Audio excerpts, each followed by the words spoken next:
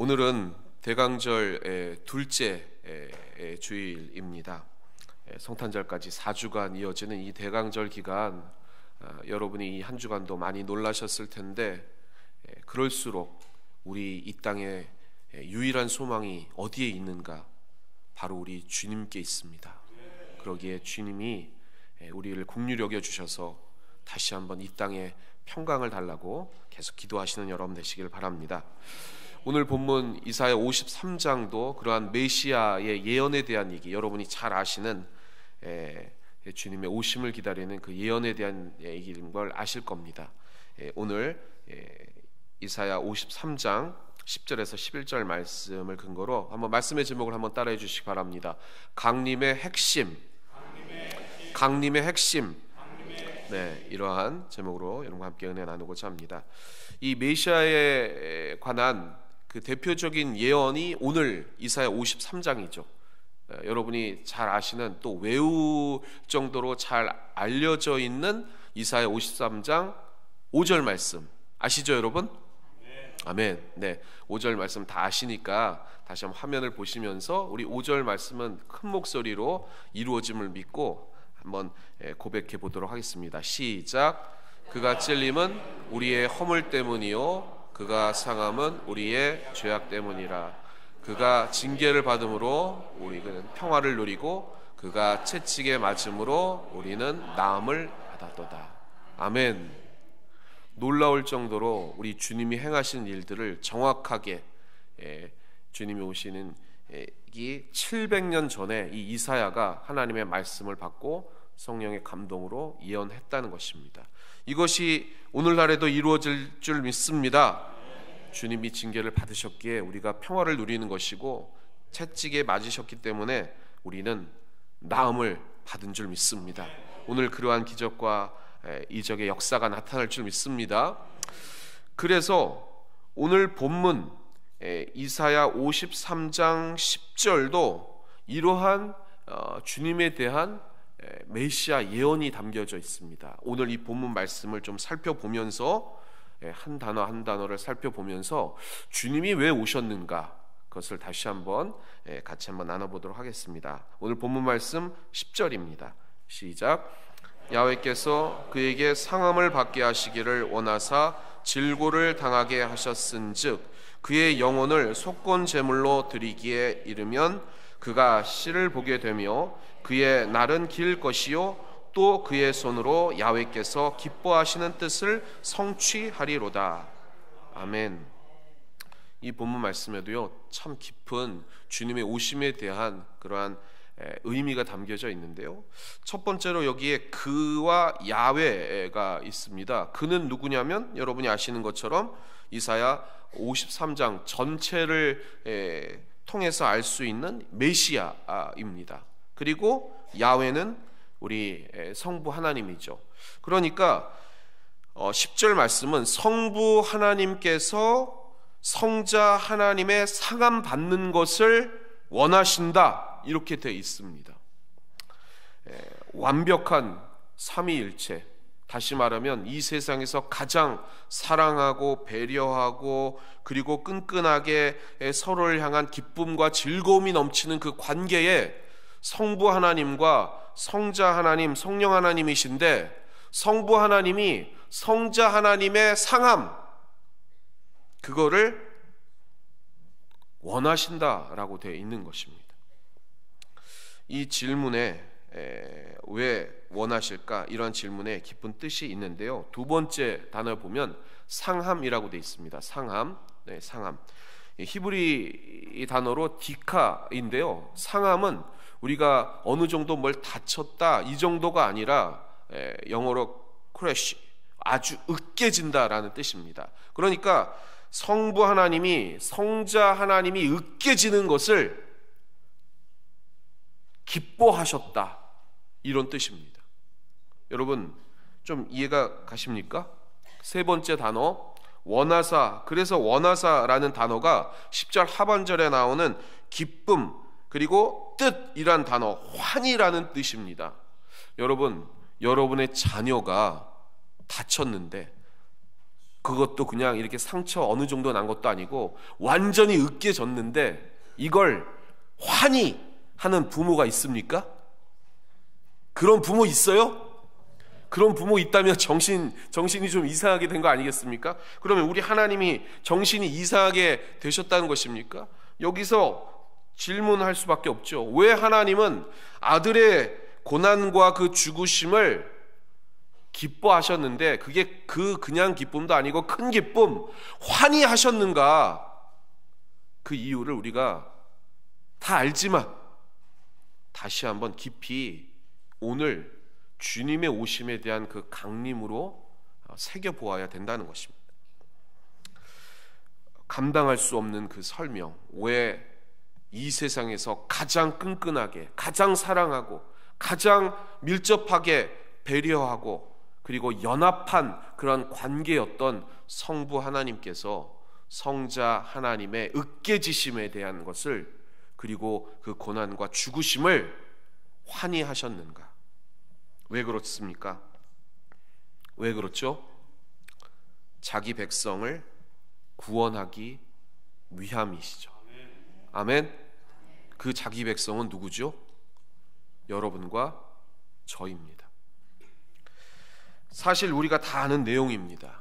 그런데 여기서 조금 더 이 본문 말씀을 통해 설명을 드리자면, 그 아들의 고난과 그 죽음을 통해서 얻고자 하시는 그러한 하나님의 뜻은, 아들을 너무 사랑하셨는데 너무 이 세상에서 제일 그 위대하시고 전능하신 그 하나님의 사랑이면 얼마나 무한하시겠습니까? 그런데 그 무한하신 하나님의 사랑으로 그 아들을 감싸 안으시고 사랑하셨는데, 흘러 넘치셨는데, 요한복음 17장 22절에 보면 이런 말씀이 있습니다. 우리 같이 한번 합독해 보겠습니다. 시작. 내게 주신 영광을 내가 그들에게 주었사오니 이는 우리가 하나 된 것 같이 그들도 하나가 되려 하려 함이니이다. 아멘. 오늘 본문 말씀 바로 앞에 이사야 42장 8절에 보면은 우리 하나님께서 이렇게 말씀하셨습니다. 내 영광을 다른 자에게 주지 아니하리라, 이렇게 돼 있습니다. 그 영광이라는 것은 하나님의 빛나는 그러한 어마어마한 권위와 사랑과 모든 것이 담겨져 있는 무한한 은혜입니다. 그 영광을 누구에게 나누겠습니까? 우리 오직 자신의 아들, 그리고 그것을 이끄시는 성령님과만 나누려고 하시는 그러한 주님의 마음인데, 그것을 이제 나누고자, 그 영광을 나누고자 어떠한 희생과 대가가 필요해서 자기 성자 그 아들 하나님을 으깨어 그 고난과 죽음으로 내모르셨다는 것입니다. 그리고 거기에 결과적으로 그것을 크게 기뻐하셨다는 것입니다. 얼마나 그것이 큰 기쁨이길래 자기 아들을 으깨어 버릴 정도로 큰 기쁨이냐는 겁니다. 그 사랑이 도대체 뭐냐는 겁니다. 그걸 우리가 주님의 강림하심을 바라보며 이해해야 된다는 것입니다. 그래서 한번 따라해 주시기 바랍니다. 강림의 핵심 두 가지가 있는데요, 오늘 이 본문 말씀을 통해서 첫 번째는요, 순환과 열정입니다. 순환과 열정. 강림의 사건에는 성부 하나님의 패션, 다시 말하면 열정이 있습니다. 그리고 또 하나는 성자 하나님의 패션이 있습니다. 이건 고난이죠. 예전 그 열정이라는 단어가 패션이었는데요, 지금 열정하면 패션 아니겠습니까? 그런데 이 단어가 원래는 열정이 아니라 고난을 상징했죠. 그래서 여러분이 잘 아시는 영화 패션 오브 크라이스트는 그리스도의 열정이 아니라 그리스도의 고난, 순환, 그런 뜻이죠. 그 영화 보셨습니까, 여러분? 보셨죠? 네, 다 보셨을 겁니다. 그래서 그것을 그리스도의 열정이라고 해석하지 아니하고 고난이라고 해석하고 순환이라고 해석한 것은 이 열정이란 단어로 변화된 건 얼마 되지 않았어요. 현대에 와서. 근데 왜 그렇게 변화됐느냐? 그 고난, 그 순환을 감내하기 위해서 얻어지는 그러한 그 열정이고, 뭔가를 바라보는 그러한 대상에 대한 열정은 그런 고난을 감내해서 얻는 것이다 라는 것을 사람들이 깨달았기 때문입니다. 내가 뭔가를 바라보고 그것을 얻기 위하여 노력하는데, 그것이 고난도 감내할 수 있는 그러한 태도, 그것이 열정이라는 것입니다. 그래서 열정과 고난은 같은 의미일 수 있다는 것입니다. 그래서 주님의 오심의 그러한 사건은 하나님이 예비하시는 그러한 열정과 그 고난이 포함되어 있다는 것입니다. 이것을 좀 설명드리려고 제가 영상을 하나 준비했는데요. 그게 뭐냐면요, 그림을 보여주시면 모스트라는 영화입니다. 여러분, 모스트라는 영화 한번 보신 분 있으십니까? 들어보신 분 별로 없으시네요. 네, 이 모스트가 체코 영화입니다. 체코 영화인데, 체코 단어로 모스트가 다리라는 뜻입니다. 정확하게 말하면 도개교. 여러분 아시죠? 이렇게 다리가 이렇게 돼 있다가 이렇게 열려지면 배가 통과하고, 그 다음에 이렇게 닫아지면 열차라든지 그런 자동차가 다닐 수 있는 통행 수단이 도개교가 있는데, 거기에서 일하는, 그러니까 배가 올 때가 되면 그거를 돌려가지고 이렇게 열었다가, 그 다음에 이제 기차가 지나가면 다시 평상시에는 닫아놓는 그러한 역할을 감당하는 아버지가 있었습니다. 근데 자기가 사랑하는 아들이 있었어요. 정말 아끼고 사랑하고 정말로 눈에 넣어도 아프지 않는 그러한 아들과 좋은 관계를 가진 아버지가 있었는데, 한 사건이 벌어지게 됩니다. 이거는 인터넷상에도 보시면 이 예고편이 잘 나와 있습니다. 그 영상을 한 1분 40초 된 영상 잠깐 보고 말씀을 이어가도록 하겠습니다. 한번 첫 번째 영상 보여주시세요. Za 30 minut po tebe přijdu a půjdeme nahoru a budeme pouštět šoupátka, jo?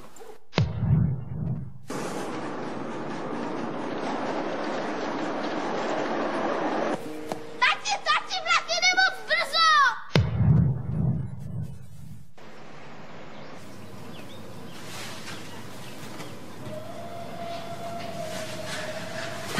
Láďo!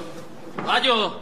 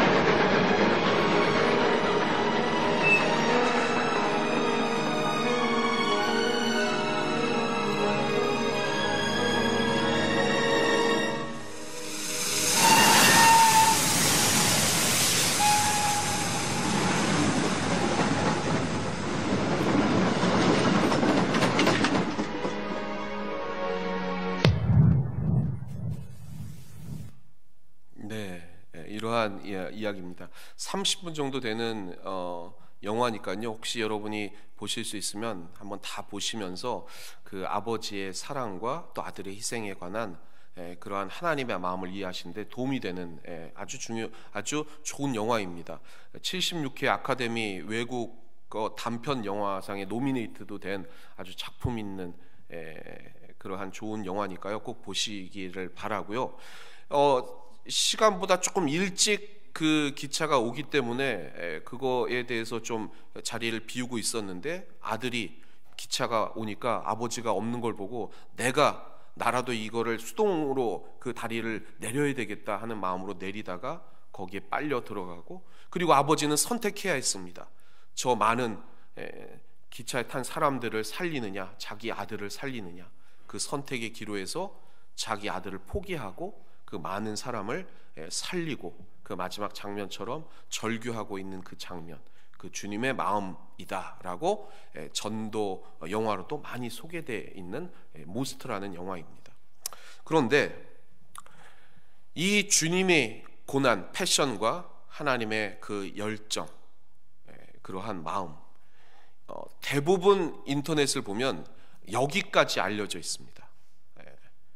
그리고 그것에 대한 부분을 강조하고, 두 번째, 오늘 강림의 핵심인 이 두 번째 얘기는 어디서도 나와 있지 않습니다. 그런데 제가 두 번째, 오늘 이 이야기가 중요한데요, 한번 따라해 주시기 바랍니다.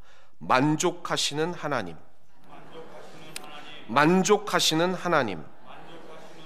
오늘 본문을 통해서 이 이사야가 얘기하고 있는 주님의 고난, 그리고 아버지의 그 사랑, 그것뿐만이 아니라 우리를 왜 주님을 보내주셔서 그 아들을 희생해서 하나님이 얻고자 하시는 게 뭐냐라는 그 이야기를 하고 싶었던 겁니다. 그게 오늘 본문 말씀 11절입니다.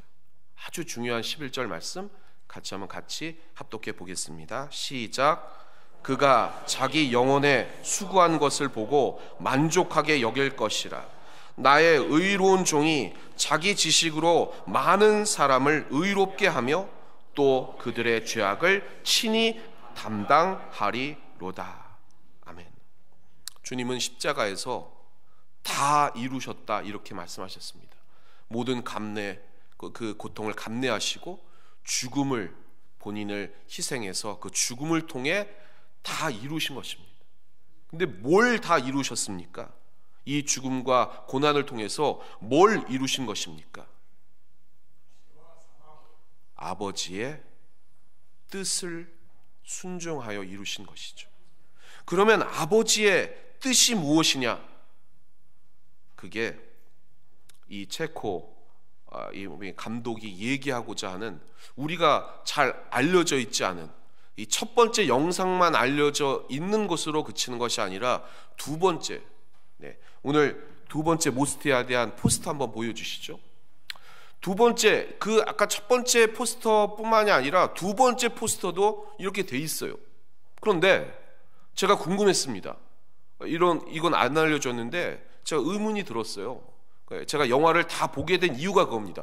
아니, 주인공이 아버지와 아들도 아니고 왜 저 여자지? 저 여자가 저기 왜 나와 있는 거야? 궁금했습니다. 여러분 궁금하지 않으십니까? 감사합니다. 이렇게 반응해 주셔서 감사해요. 왜 이 영화의 주인공이 왜 저 여자야? 궁금했죠. 그래서 두 번째, 이 영상 제가 좀 어렵게 구했는데요, 이 마지막 결론이 나와 있는, 이거는 인터넷에도 안 나와 있는데 제가 아주 어렵게 찾은 이 마지막 결말, 체코 이 감독이 정말 얘기하고 싶은 그 결말이 여기에 숨어 있었습니다. 우리 같이 한번 이 두 번째 마지막 이 영화의 결말 보도록 하겠습니다.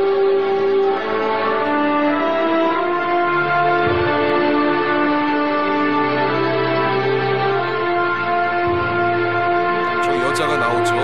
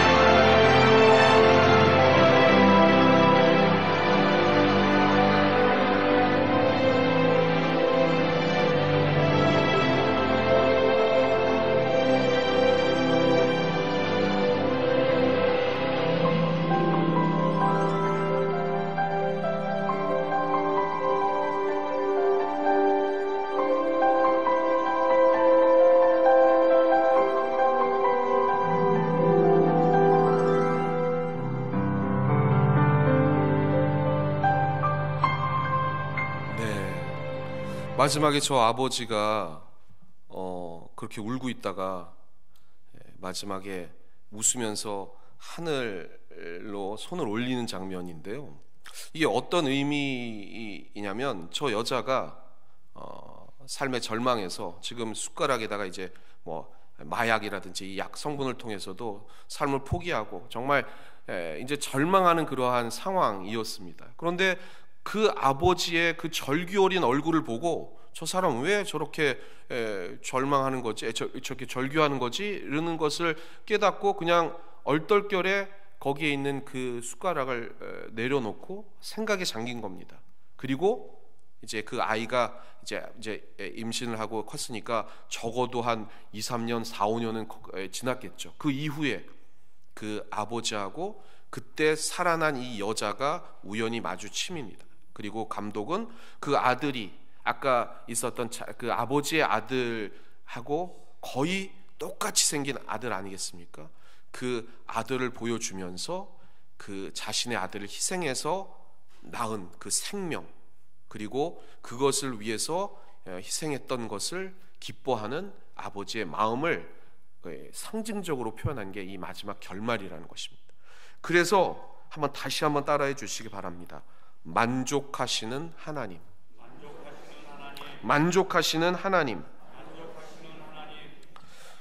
여러분, 하나님께서 그 아들을 으깨셔서 상하게 하신 그 기쁨은 우리를 얻고자 하시는 하나님의 큰 계획이자 기쁨이라는 것을 명심하시길 바랍니다. 그 아들을 희생해서 건져주신 그 여러분의 귀한 생명, 그러기에 여러분 한 분 한 분은 정말로 소중한 생명이라는 것입니다. 우리는 이 땅에 사니까 상대적으로 생각할 수밖에 없습니다. 나 하나쯤이야 라고 생각할 수 있습니다. 그런데 절대적인 하나님이라면 제가 늘 말씀하시지만 하나님은 무한하시고 전능하시기 때문에 여러분 한 분 한 분에 대한 1대1의 사랑과 그리고 그것을 희생하시려고 하는 무한한 책임감을 가지고 여러분을 이끄신다는 것입니다.